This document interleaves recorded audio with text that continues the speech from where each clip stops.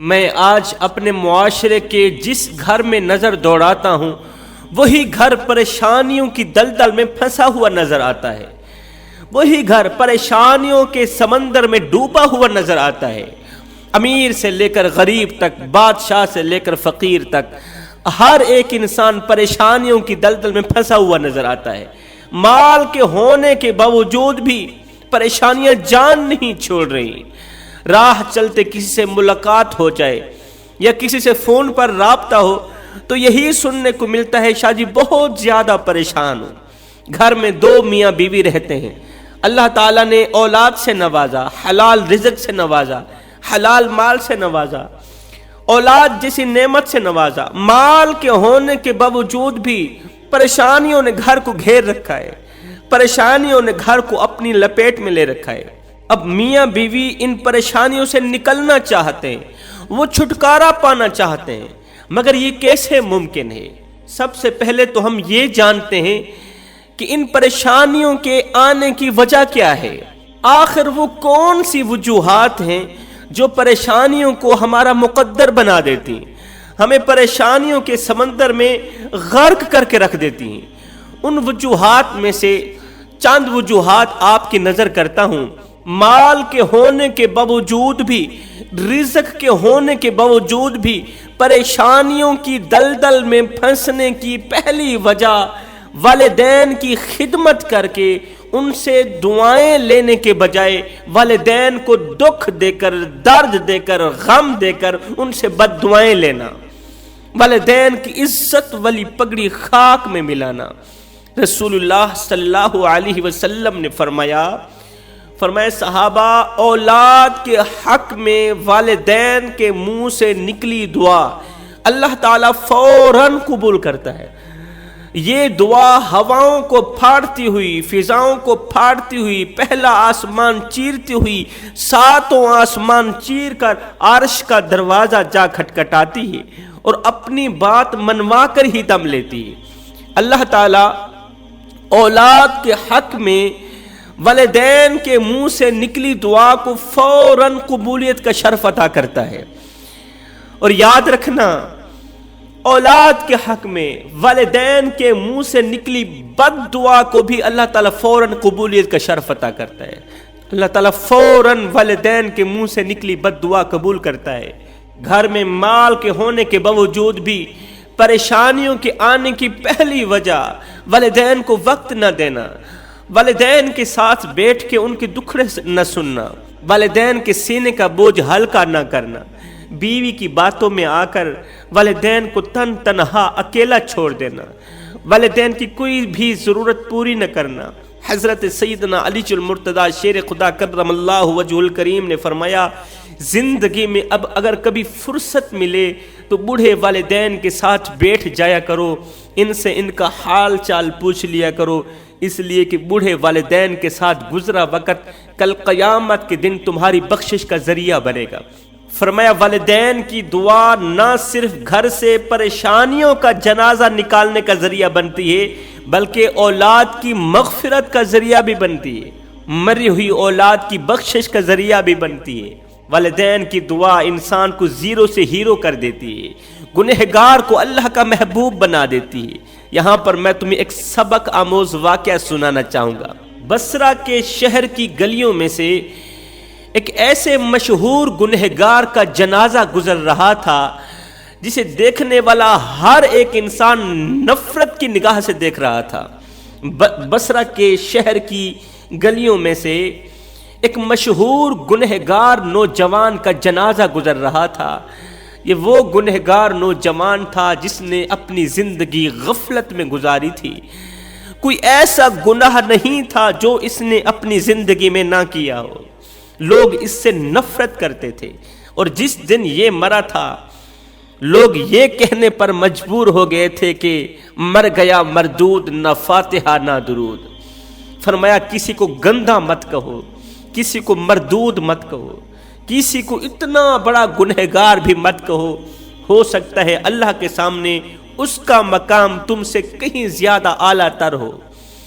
ہر دیکھنے والی نگاہ نفرت کی نظر سے دیکھ رہی تھی، ہر دیکھنے والا انسان اسے نفرت کی نگاہوں سے دیکھ رہا تھا۔ جوانوں، زندگی اتنی مختصر ہے کہ جی بھر کر محبت کرنے کا وقت نہیں ملتا، اللہ جانے لوگ نفرتوں کا وقت کہاں سے لے کر آتے ہیں۔ آج کا انسان ہمیشہ اچھے انسان سے محبت کرتا ہے، مالدار انسان سے محبت کرتا ہے۔ آج کا انسان ہمیشہ خوبصورت اور خوبصیرت انسان سے محبت کرتا ہے۔ ایک میرا اللہ ہی ہے جو برے انسان کو بھی اکیلا نہیں چھوڑتا، جو گنہگار، بدکار، سیاکار انسان کو بھی اکیلا نہیں چھوڑتا، اس لیے کہ وہ 70 ماؤں سے بڑھ کے محبت کرنے والا ہے۔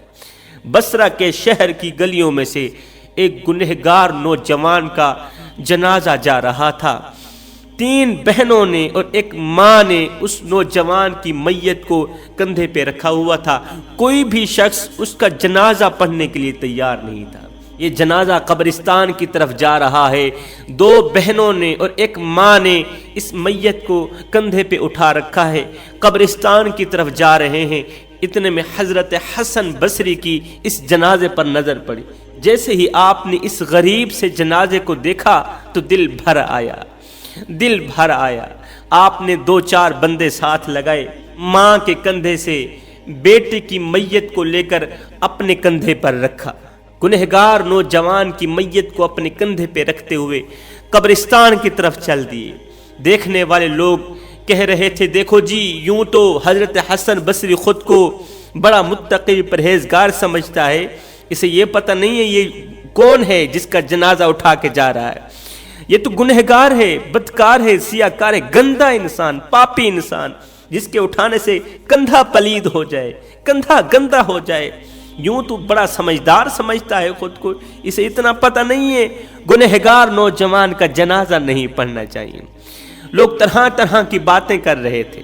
حضرت حسن بصری نے اس جنازے کو اٹھایا، جنازہ پڑھنے کے بعد قبرستان لے گئے، اس کی تدفین کی۔ تدفین کرنے کے بعد حضرت حسن بصری فرماتے ہیں، میں نے دیکھا اس گنہگار نوجوان کی ماں بیٹے کی قبر کے سرہانے کھڑی ہو کر اس نے دونوں ہاتھ اٹھائے، آسمان کی طرف دیکھا، رو کر کہنے لگی، خون کے آنسو بہا کر کہنے لگی، اور رات کو دن میں بدلنے والے رب، او 70 ماؤں سے بڑھ کے محبت کرنے والے رب، گنہگاروں کو، بدکاروں کو، سیاکاروں کو تنہا اکیلا نہ چھوڑنے والے رب، میرے مالک، اگر میرے بیٹے کے گناہ تیری رحمت سے بڑھ گئے ہیں پھر تو میرے بیٹے کو معاف نہ کر، اور اگر میرے بیٹے کے گناہ کم ہیں تیری رحمت زیادہ ہے، میرے بیٹے کے گناہ کم ہیں تیرا کرم زیادہ ہے، مولا میں تیری رحمت کو اپنے بیٹے کے گناہوں سے بڑھ کر سمجھتی ہوں۔ اگر اس گنہگار کے گناہ کم ہیں تیری رحمت زیادہ ہے تو میں ایک ماں دعا کر رہی ہوں، میری دعا کو قبولیت کا شرف عطا کر میرے اس گنہگار بیٹے کو معاف کر دے، میرے گنہگار بیٹے کو معاف کر دے۔ تھوڑی دیر کے لیے وہ بیٹے کی قبر کے سرہانے کھڑی رہی، یہ دعا کرتے ہوئے، خون کے آنسو بہاتے ہوئے ماں وہاں سے رخصت ہو گئی۔ حضرت حسن بصری کہتے ہیں، ٹھنڈی ٹھنڈی ہوا چل رہی تھی، جب میں واپسی گھر کی طرف چلا تو راستے میں سے قبرستان کے قریب راستے میں ایک گھنا سا درخت آیا، ٹھنڈی ٹھنڈی ہوا چل رہی تھی، میں درخت کے نیچے تھوڑی دیر کے لیے سو گیا، میری آنکھ لگی، خواب کی دنیا میں میں نے کیا دیکھا کہ اسی گنہگار کی قبر کے اوپر رحمت خداوندی کی بارش برس رہی ہے، اسی گنہگار، بدکار، سیاکار کی قبر کے اوپر خدا تعالی کی رحمت کی بارش برس رہی ہے۔ واہ میرے مولا، میں نے دیکھا کہ اس کی قبر جنت کے باغوں میں سے باغ بنی پڑی ہے، اس کی قبر کے اندر نور ہی نور ہے، اور وہ گنہگار جنت کی وادیوں میں گھوم پھر رہا ہے، فرشتے اس کی مغفرت کے لیے دعائیں مانگ رہے ہیں، اور اللہ تعالیٰ اس کی دعا کو قبولیت کا شرف عطا کر رہا ہے۔ میں نے اس گنہگار نوجوان سے پوچھ لیا، او نوجوان، تو پاپی تھا، تو گنہگار تھا، بدکار تھا، سیاکار تھا، اتنا بڑا مقام کیسے مل گیا؟ ایک پل کے اندر تیری بخشش کیسے ہوگی؟ ابھی تو میں نے تیرا جنازہ پڑھا، ابھی تجھے دفن کیا، ایک پل کے اندر اللہ نے تجھے بخش ہی دیا۔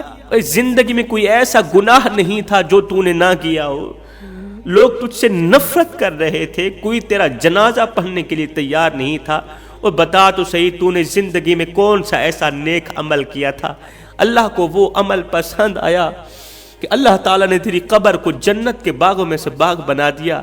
اس گنہگار نوجوان نے کہا حضرت جب میں مر رہا تھا، باقی تو زندگی میں نے کوئی ایسا عمل نہیں کیا، جب میں مر رہا تھا، جب میری روح نکل رہی تھی، روح کے نکلنے سے پہلے میری ماں نے مجھے کہا او میرے بیٹے ساری زندگی تو نے غفلت میں گزار دی، بتا تو صحیح میرا اللہ تجھے کیسے معاف کرے گا، اللہ تجھے کیسے معاف کرے گا؟ تو آگے میں نے اپنی بوڑھی ماں کو کہا ماں مجھے اتنا بتا دے کیا میرے گناہ میرے رب کی رحمت سے بڑھ گئے؟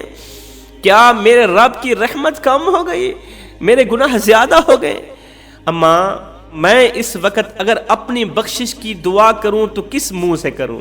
میرا تو گندا سا منہ ہے، کالی شکل لے کر مالک کو دکھاتے ہوئے شرماؤں گا، شرمندگی کا سامنا کرنا پڑے گا۔ ماں اس وقت میں تو اپنی مغفرت کے لیے دعا نہیں کرتا، اگر ہو سکے تو میرے مر جانے کے بعد مجھے قبر کے اندر دفن کرنے کے بعد تھوڑی دیر کے لیے میری قبر کے سرہانے کھڑی رہنا، اس کے بعد رو کے اللہ سے یہی دعا کرنا جو میں ابھی کر رہا ہوں، دعا کرنے سے شرما رہا ہوں کہ ساری زندگی گناہوں میں گزاری، اللہ سے اب تو دعا کرنے میں بھی شرم محسوس ہو رہی ہے۔ دعا کرنا اللہ اگر میرے بیٹے کے گناہ کم ہیں، تیری رحمت وسیع ہے، پھر تو میرے بیٹے کو معاف کر دے، اگر میرے بیٹے کے گناہ زیادہ ہیں، تیری رحمت کم ہو گئی، پھر تو جان تیرا بندہ جانے۔ اے حسن بصری میری اس عاجزی کی وجہ سے، گناہوں پر شرمندگی کی وجہ سے اور میری ماں کی دعاؤں کے صدقے سے اللہ تعالیٰ نے مجھے بخش دیا ہے، میری ماں کی دعا میری بخشش کا ذریعہ بن گئی، ماں کی آنکھوں سے نکلے آنسو میری مغفرت کا ذریعہ بن گئے۔ تو فرمایا والدین کی دعا نہ صرف گھر سے پریشانیوں کا جنازہ نکالنے کا ذریعہ بنتی ہے بلکہ اولاد کی مغفرت کا ذریعہ بھی بنتی ہے، اولاد کے درجات کی بلندی کا ذریعہ بھی بنتی ہے۔ دوسری چیز فرمایا اگر اللہ نے تمہیں مال دیا ہے، دولت دی ہے، حلال رزق سے نوازا ہے، اس وقت تک تمہارے گھر سے پریشانیوں کا جنازہ نہیں نکلے گا جب تک تم اپنی اس مال میں سے صدقہ نہیں کرو گے، خیرات نہیں کرو گے، زکوٰۃ نہیں دو گے، ضرورت مندوں کی ضرورتوں کو پورا نہیں کرو گے، بھوکے کو کھانا نہیں کھلاؤ گے، اپنے مال میں سے پیاسوں کو پانی نہیں پلاؤ گے۔ فرمایا یہ وہ چیزیں ہیں جو گھر میں سے پریشانیاں ختم کرتی ہیں۔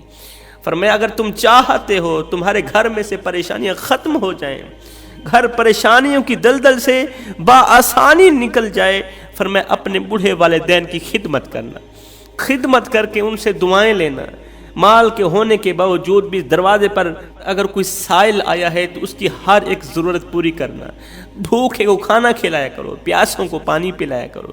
عبادت اس مقام تک نہیں پہنچاتی جہاں انسانیت کی ہمدردی پہنچاتی، جہاں انسانیت کی خدمت پہنچاتی۔